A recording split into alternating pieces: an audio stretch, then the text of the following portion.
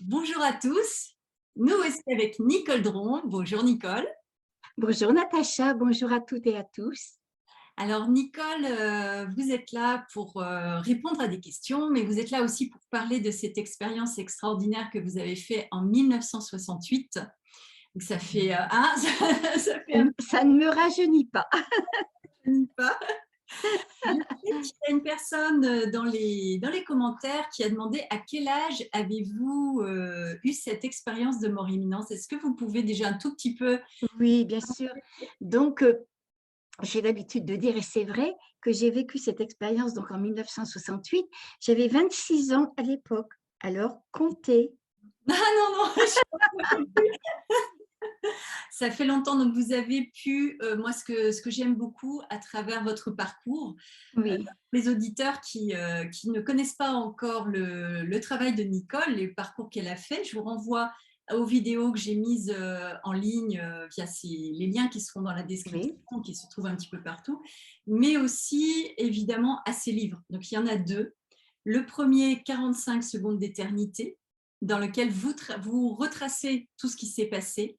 Et le deuxième, qui va être réédité d'ailleurs bientôt, j'ai eu un petit signe de la part de votre éditeur qui m'a dit que ce n'était pas encore le cas, mais ça viendrait. Aujourd'hui, oui. il porte un titre qui montre qu'il n'est pas pour les enfants, mais qui porte un titre faisant croire un petit peu à ça. C'est comment, rappelez-moi le titre, comment Dis mamie, comment on vit quand on est mouru. dit mamie quand on est mouru, et Oui. le nouveau titre, ce sera Comment Ah, as-tu aimé? et qu'as-tu fait pour les autres? Oui. Ce qui me permet de lancer la première question qui est la mienne. Tout à l'heure, ce sera les questions Oui. des personnes qui ont bien voulu participer. C'est vraiment, cette expérience vous a fait rencontrer un être de lumière. Oui. Vous pourrez nous décrire un petit peu cette sensation et cette rencontre, parce qu'à mon avis, juste parler de la suite, ça va être dommage sans parler de cette rencontre-là, Oui. qui est fondamentale. Et la question que je vais vous poser suite à ça, c'est comment avez-vous aimé Nicole depuis tout ce Ah oui. temps, voilà. Ah oui, oui, oui. C'est vrai que c'est le cœur de l'expérience, c'est cette rencontre avec cet être-là. Je crois qu'il s'est mis à ma portée parce que j'avais l'impression que tout l'univers se mettait à ma portée sous la forme de cet être-là. Et je dirais que c'est un être que notre cœur connaît. Il ne s'est pas présenté, il ne m'a pas dit je suis un tel, mais je crois que notre cœur, à tout le monde le connaît. Il m'a simplement demandé comment as-tu aimé et qu'as-tu fait pour les autres. Et en sa présence, j'ai toute ma vie qui a défilé de mes 26 ans à ma naissance. Hmm. Alors, donc, oh, excusez-moi, dans le déroulement de ma vie, et bien sûr, je voyais tout ce qui concernait ma vie. Je ne peux même pas expliquer comment. Ça peut être parce que tout est là en même temps. Ouais. J'étais le résultat quelque part de ma vie et tout était là en même temps. Alors, je voyais bien sûr toutes les pensées, tous les sentiments qui étaient à l'origine de tous les actes de ma vie. Quand j'avais fait quelque chose de bien, j'étais dans le cœur de la personne à qui j'avais fait du bien parce que j'avais cette capacité dans cette expérience d'être moi et tout à la fois. Vous et tout à la fois. Non, Voilà, j'étais moi et j'étais l'autre. et vous étiez l'autre, mais quand vous dites tout à la fois, Oui, quelle dimension ça peut prendre? tout, Tout. tout. Je n'ai jamais perdu, Natacha, la notion d'être moi. Mais je me rendais compte que ce moi était dans tout et que tout était en moi. Je n'arrive pas à l'expliquer autrement. Oui. J'étais moi et j'étais tout. Donc, je ne sais plus quel savant a dit que comment un seul battement d'aile de papillon, ça a des répercussions dans tout l'univers. Mm. C'est exactement ça. Oui. C'est exactement ça. Puisque tout ce que j'avais pensé, tout ce que j'avais fait, eh bien, j'en voyais comme un jeu de domino, les Mm. répercussions en moi, bien sûr, mais Mm. en tout aussi. Ah oui, donc oui, vous aviez la perception, la connaissance même de toutes les répercussions de chaque mot, chaque Oui, geste, tout ce qui était en fait. Hein, oui. Alors qu'on n'en a pas. Là, toutes les deux, on est en train de parler, etc. Bon, vous me regardez, je vous regarde, Natacha, mais je ne sens pas, enfin, on peut sentir, mais pas avec cette précision de l'autre côté. Chaque mot que je dis, ça a une répercussion en vous. Eh Oui. bien, là, voilà, on est tout, quoi. On est tout. Et ça, c'est une sacrée leçon. Une sacrée D'où leçon. ma deuxième question, parce que là, vous m'emmenez, c'est une question que j'avais déjà préparée et que je meurs d'envie de vous poser. Vous savez qu'on discute toutes les deux. Alors, Oui, avec beaucoup de plaisir. voilà, j'adore Nicole, tout le monde le sait. C'est réciproque, Natacha. Merci, Nicole. Et c'est, vous mettez beaucoup de cœur et de sens à votre existence. Et justement, la deuxième question, c'est celle-ci, c'est du coup, cette expérience très très forte, pleine de répercussions et de sens, comment vous l'avez intégrée dans votre existence humaine en fait? J'ai mis beaucoup de temps parce que, bon, d'abord, cette expérience-là, le cœur de l'expérience, c'est comment as-tu aimé, qu'as-tu fait pour les autres? C'est parce que ça correspond, quand je suis rentrée dans la lumière, c'est un océan d'amour pur. Mais on n'en a aucune idée sur la Terre parce que si je caricature un peu, que je dis à mon mari et à mes enfants, par exemple, que je les aime symboliquement, je vais prendre un cœur, je vais le mettre dans ma main, je vais leur offrir et je tends l'autre main pour avoir pareil, quoi, pour avoir, voilà. Et Ouais. c'est le propre de l'amour humain et c'est déjà tellement beau. Mais de l'autre côté, c'est un amour soleil. C'est quand je rentre dans cet amour-là, par une espèce d'osmose, je deviens l'amour. C'est un amour, on rentre dans la patrie, on est chez soi. Et je savais très bien, j'ai bien compris que l'essence de l'univers, c'est amour. Et c'est l'amour et l'essence qui nous habite. Nous, on n'est fait que d'amour, mais on l'a oublié. Et donc, comment as-tu aimé après dans ta vie? Ça, Et comment as-tu aimé? Qu'as-tu fait pour les autres? Eh bien, je ne peux en parler que en parallèle avec l'amour que j'ai connu de l'autre côté. Alors, c'est très difficile parce que pour pouvoir aimer sur la terre comme l'amour de la même qualité que l'amour qui existe de l'autre côté, il faudrait soi-même être débarrassé de tous les désirs, les passions, les peurs, enfin tous les conditionnements voilà, qui nous habitent depuis notre naissance. Moi, j'appellerais ça en gros l'ego, le vieil homme, qu'importe. Voilà. Et on est cet amour-là, mais c'est un petit peu comme si on avait fait alliance avec la matière quand on vient s'incarner sur la terre. On est cet amour-là, mmh, mais un peu comme un oignon avec des multiples pelures autour. mmh. Et donc, pour retrouver cet amour que j'ai vécu de l'autre côté, eh bien, j'ai bien conscience qu'il me faut faire tout un travail eh bien, de vigilance intérieure, de désidentification avec mon ego, de m'alléger un petit peu de tout ce qui entrave cet ego, de tout ce qui entrave cette lumière-là. Et dans la mesure où je suis capable de faire ça, alors évidemment que ça demande du temps, évidemment. Eh bien, je me libère de cet ego-là et je suis capable de me remplir de cet amour de l'autre côté. Alors justement, ça me fait penser, j'en avais un peu parlé dans une autre vidéo que j'ai faite parce que c'est la position de, on va dire, de très grands maîtres spirituels, enfin je vais les appeler comme Oui, il y a une phrase de, on en avait parlé une fois, je me souviens au téléphone, de Rumi. Alors oui, j'ai eu oui. un petit passage dans le pays arabe avec une connaissance. Donc Rumi en français qui dit ta tâche n'est pas de trouver l'amour, mais elle est de chercher et de trouver tous les obstacles que tu Ah as là là, toi-même construit, j'aime beaucoup ça. construit qu'on oui. Entre l'amour, c'est exactement ce que vous dites, c'est qu'en fait, tout est déjà là. C'est ça, hein, Et Nicole? oui, oui, oui, oui, oui. On a simplement à redécouvrir ce qu'on est en enlevant toutes ces pelures d'oignon qui, pour moi, sont des obstacles à l'amour. On est, quelque part, on est tellement identifié eh bien, à notre corps, à nos pensées, à nos émotions. On croit qu'on est libre. On proclame qu'on est libre, la liberté, mais cette liberté-là, tant qu'on n'est pas désidentifié avec tous les faux conditionnements qu'on a dans la vie, notre manière de voir, et puis nos peurs et tout ça, eh bien, on est vraiment esclave. Et ça me fait Et, penser et, aussi à Bouddha. voilà. Pardon. Non, c'est en faisant ce travail, quoi. Euh, À la limite, j'aime beaucoup, je ne sais plus quel maître spirituel a dit, je crois que ça doit être Durkheim, mais bon, Carl Friedrich Durkheim, qu'à la limite, il n'y a même pas à, à faire un travail spirituel, parce qu'on est déjà ça, on est déjà cette perfection, cette plénitude que j'ai pu me rendre compte de l'autre côté. On est tout le monde tellement magnifique, beau, voilà, on est déjà ça. Mais tout ce qui nous empêche d'être ça, ce sont des embarras émotifs, tout simplement.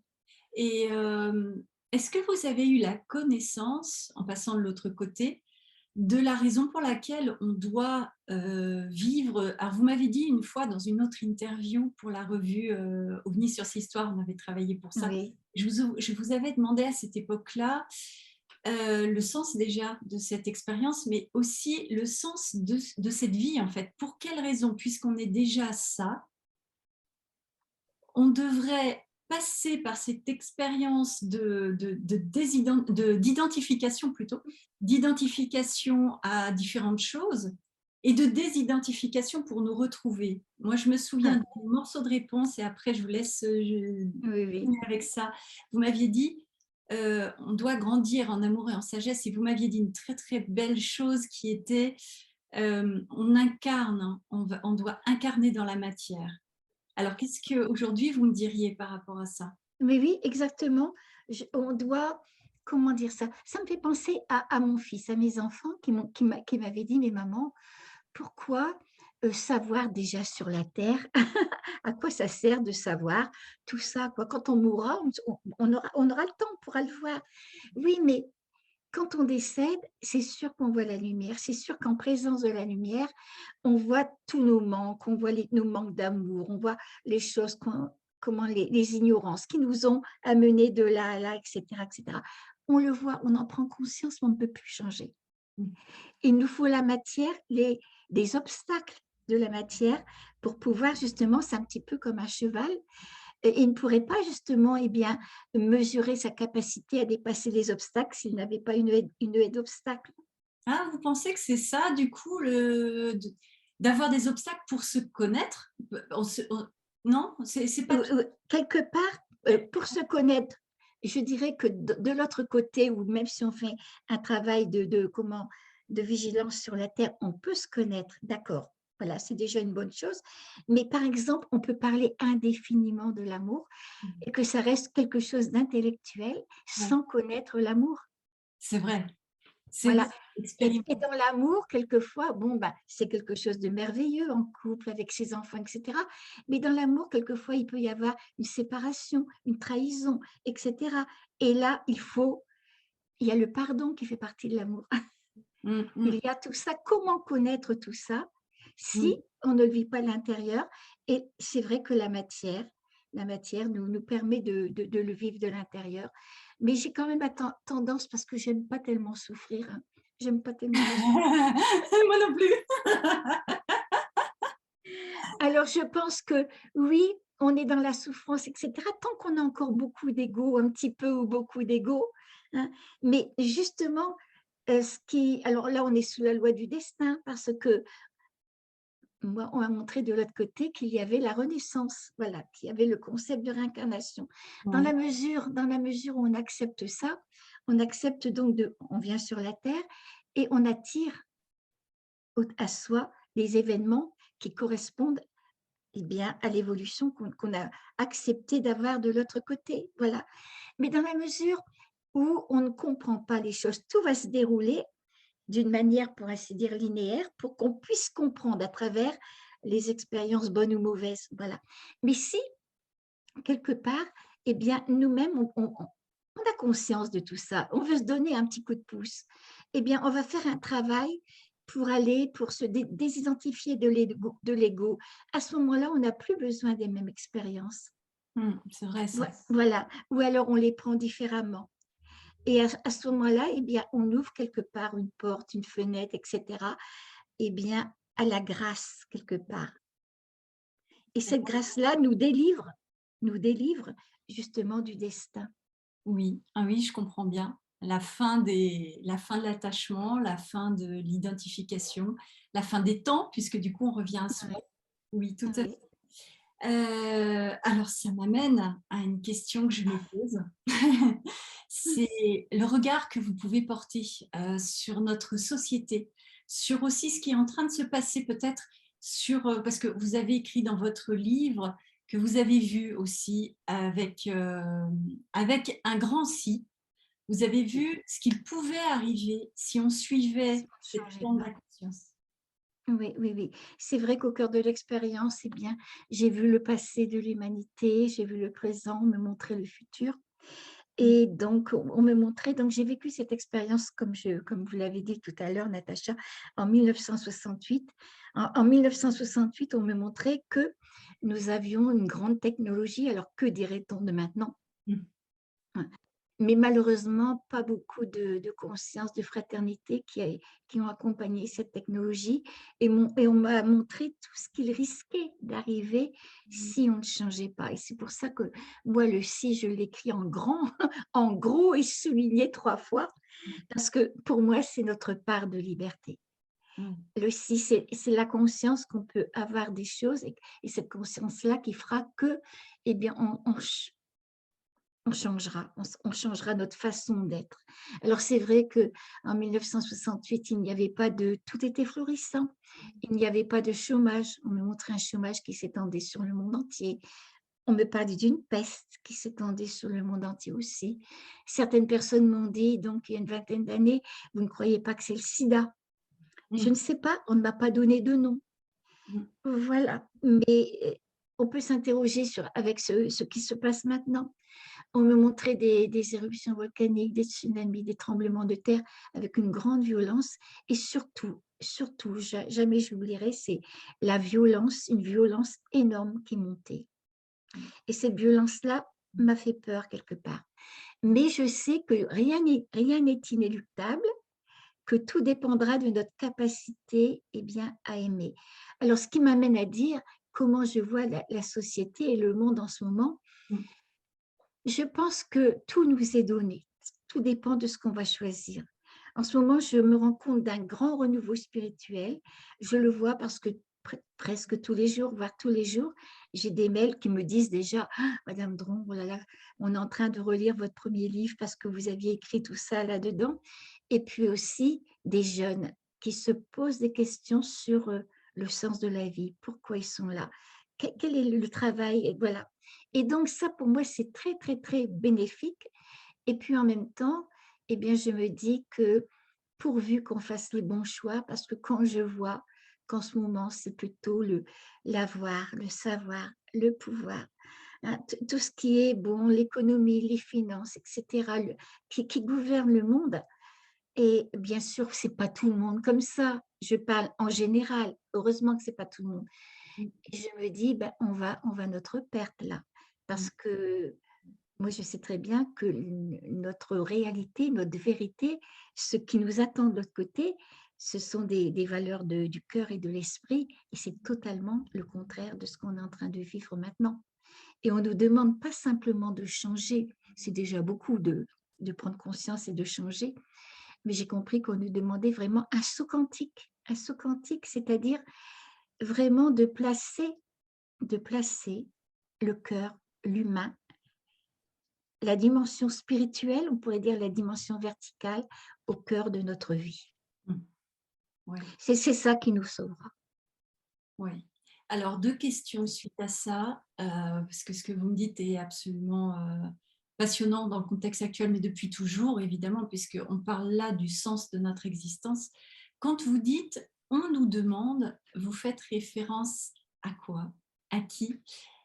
Et est-ce qu'il y a la deuxième question du coup, est-ce qu'il y a un moment de bascule? C'est-à-dire, est-ce que vous pensez que tout est tout le temps possible, où il y a un point de non-retour, un petit peu comme les EMI, où si on passe de l'autre côté une barrière, on ne peut plus revenir, quelque chose comme ça. J'ai encore, j'ai encore l'espoir que tout est possible en ce moment parce que il y a quand même, quand je regarde les informations et tout, il y a quand même une grande prise de conscience. Mm. J'ai encore cet espoir-là.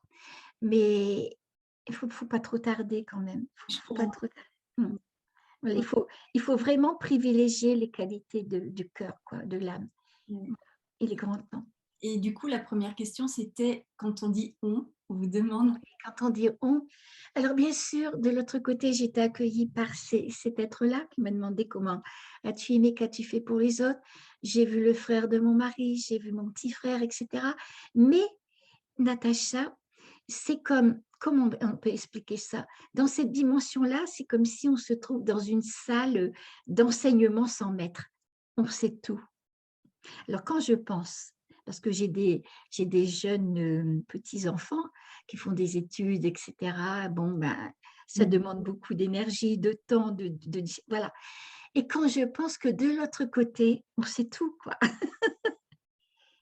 Ouais, c'est ça. Voilà, c'est la nature de la lumière qui est amour, qui est sagesse, qui est connaissance. Ça fait partie, on sait tout. Et vous étiez vous, tout en étant ce tout. C'est ce que vous aviez dit tout à l'heure. Oui, exactement. C'est très difficile à comprendre. D'ailleurs, quand j'ai réintégré mon corps après, quand je me suis réveillée, et je me suis dit, mais c'était quelque part comme le drame de mon existence, parce que de l'autre côté, j'étais moi et j'étais tout à la fois. Et je reviens dans mon corps, Mm. et mon corps, c'est comme une boîte, on pourrait même dire comme un cercueil quelque part.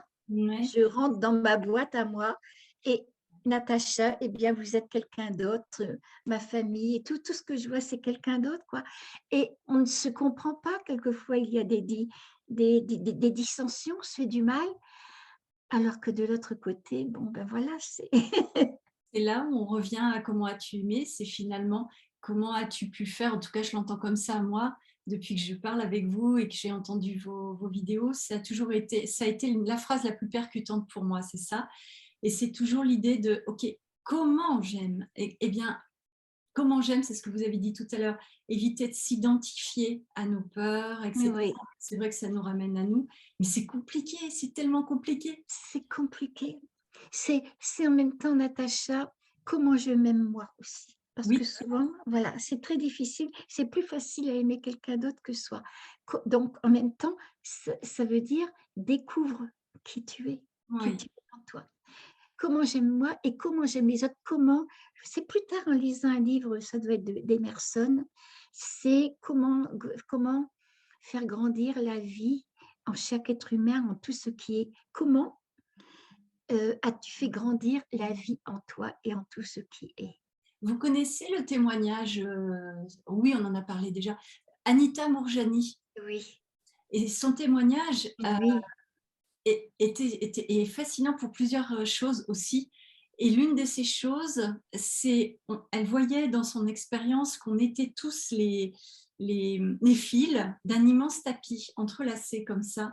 Et elle exactement. disait en substance, enfin de ce dont je me souviens, qu'on ne pouvait permettre à l'autre d'exister tel qu'il est que si nous, on existait tel qu'on était, mais vraiment Oui, profondément en fait, exprimer oui. qui on est. Vous C'est diriez, vrai parce que quand on se trouve soi, eh bien, on n'a plus envie de mettre la pression sur quelqu'un d'autre pour qu'il soit ce que notre ego désire qu'il soit. ouais, c'est vrai. C'est Voilà, on l'accepte tel qu'il est. Alors, bon, bien sûr, on l'accepte tel qu'il est, mais souvent, l'autre personne a fait aussi un chemin intérieur. Bon, ça ne veut pas dire qu'on cautionne tout ce que la personne est, mais d'un autre côté, on évite de lui de juger quelque part. On n'est plus dans le jugement.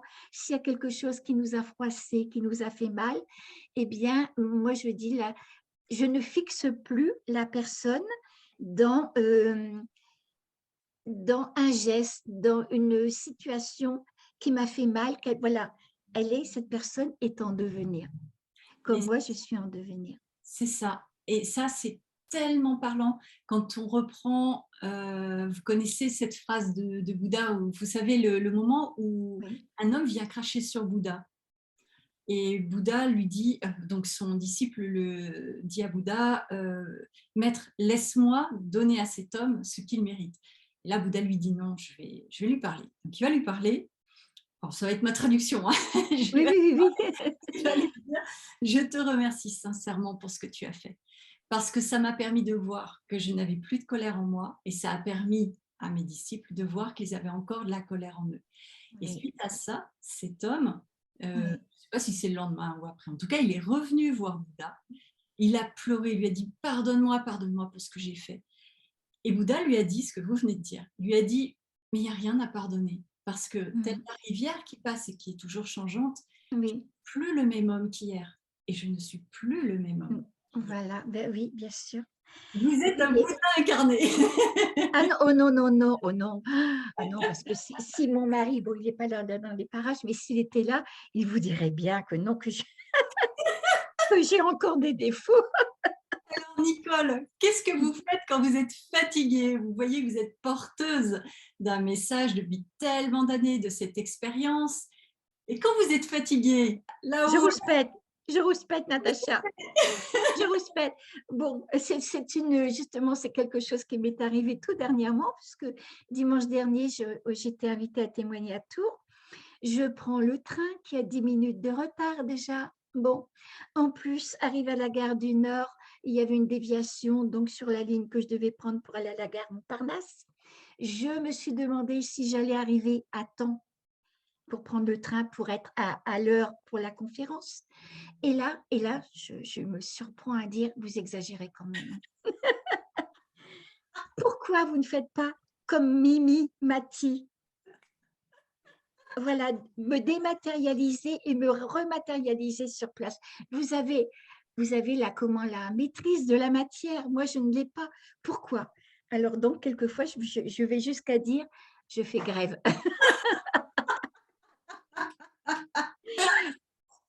Et je ne me sens pas coupable de dire ça, Natacha, parce que je sais qu'ils ont beaucoup d'humour de l'autre côté et ils doivent se dire, ah, sur la terre, en France, c'est encore cette petite-là qui nous dérange. oh la petite Nicole, allez, on va l'aider un peu. Elle n'est pas encore contente. Mais oui, mais c'est pas si facile. Je sais que vous m'aviez déjà dit une fois que on a des guides apparemment, et Oui, que pour certains qui se sont incarnés, ils comprennent que c'est difficile, que on a la matière, on a les douleurs. oui, oui, Et oui. moi, on connaît bien les douleurs en plus. Donc c'est difficile, on a l'énergie qui part, on doit dormir, on a tout un tas de choses à gérer. Ils ne peuvent même pas s'imaginer. Mais justement, je parlais de tout ça il n'y a pas très longtemps avec Patricia qui était venue donc faire une conférence avec moi à Saint-Quentin. Bonjour Patricia, je te dis bonjour aussi en passant. Et elle me disait qu'elle s'était rendue compte qu'elle avait des guides qui ne s'étaient jamais incarnés. Donc la fatigue, voilà. Et elle avait un guide, je crois, que lui comprenait très bien ça. Oui. Alors, on parlait de Patricia Daré, qui est médium, Oui, qui est journaliste et qui un jour s'est réveillée. Elle avait une voix qui lui parlait. En fait, elle lui dit maintenant, il est temps. il est temps, je ne sais plus ce qu'il oui, dit. oui, Elle oui, a oui, cru qu'elle oui, devenait schizophrène. Elle est allée voir un psychiatre immédiatement. Et exactement. voilà. Et depuis, elle communique. Chez le psychiatre, eh bien, cette voix-là lui demande de prendre un crayon du papier Ça. et elle dit au psychiatre, surtout, observez-moi bien, regardez-moi bien, parce qu'elle avait peur justement d'être. Et puis, le message, c'était pour le psychiatre. Et oui, c'est ça. Donc lui, il lui a dit, ben non, non, vous n'êtes pas schizophrène. D'ailleurs, ça ne se présente pas comme ça. Vous êtes Voilà, médium. Elle a- voilà, voilà. Ah, c'est intéressant. On pourra aussi Très, très intéressant, oui. Patricia, elle a aussi une expérience. Et donc, du coup, ces guides, alors, vous ne les avez pas rencontrés, vous ne les avez pas rencontrés de votre côté, Mes Nicole? guides, Oui, mes guides. Alors, je pense que si, parce que quand je suis rentrée dans la lumière, j'étais accueillie par quatre personnes, quatre entités, disons, hein, c'est difficile à dire, que je n'ai jamais vues sur la Terre et que je reconnaissais. vous reconnaissiez, en fait. Oui, Il y avait une oui. forme particulière ou c'est juste la reconnaissance de cœur aussi? Enfin, je sais que c'est vous les Mais reconnaissez. en même temps, c'est une forme parce que, bon, c'est comme si je vous vois, mais irradiant lumière, quoi, automatiquement. Oui, il y a une forme, il y a une robe blanche, l'impression de flotter, et puis en même temps, cette reconnaissance d'un âme aussi.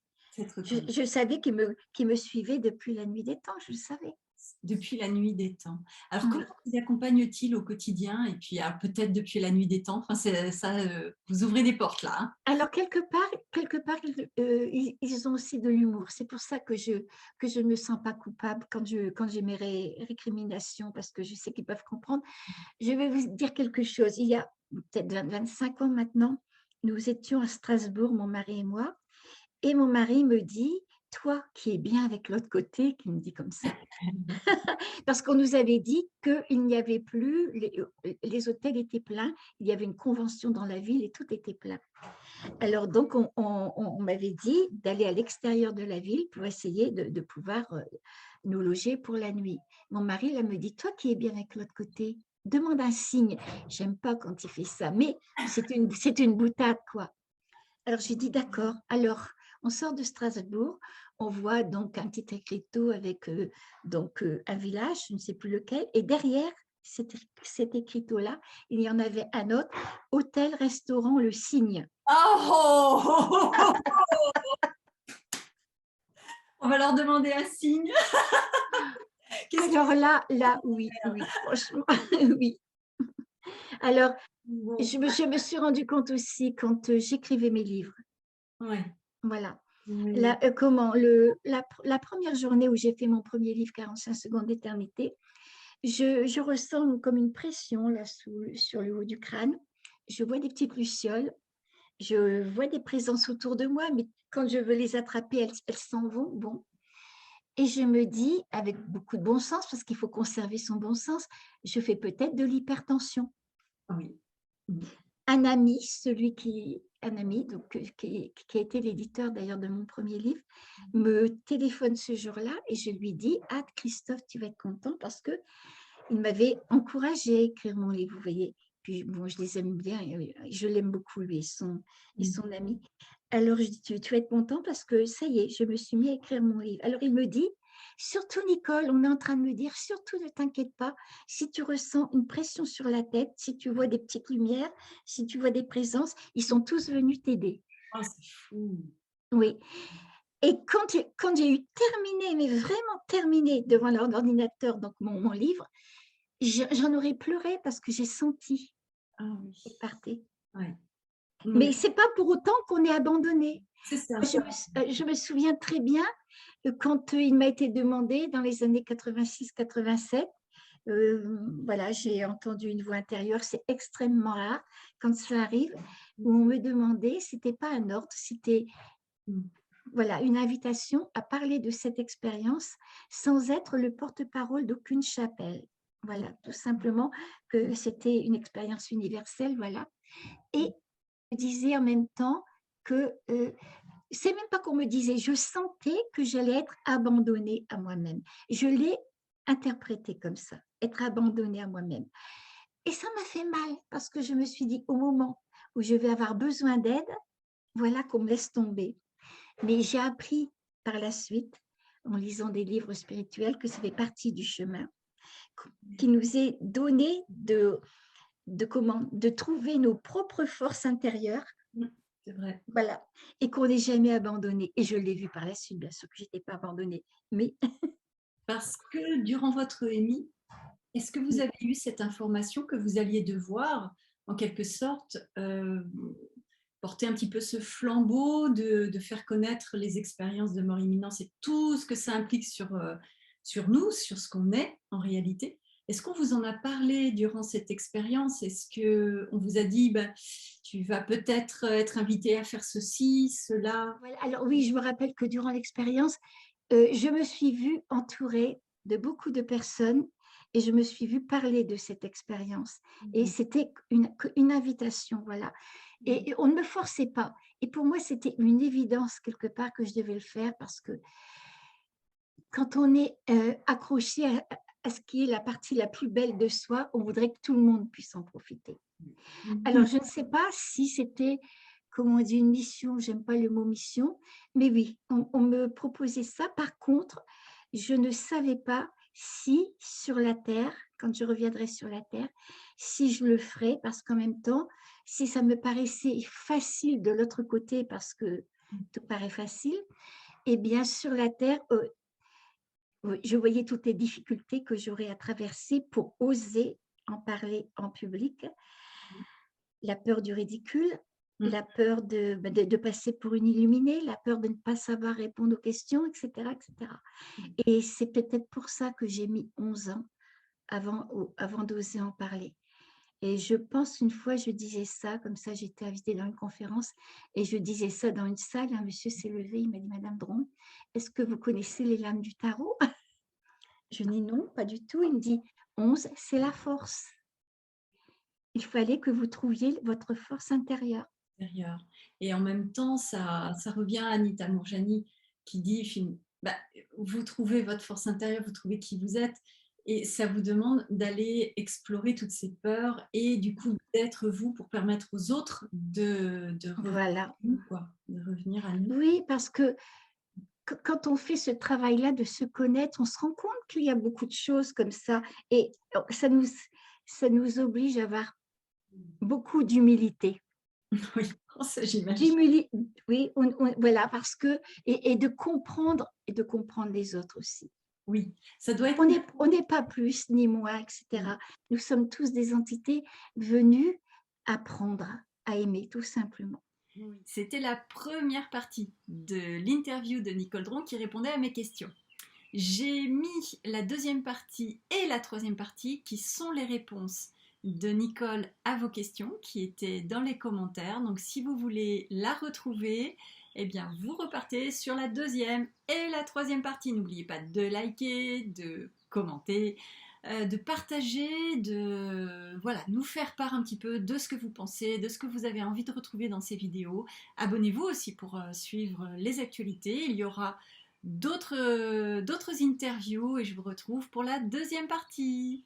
À bientôt.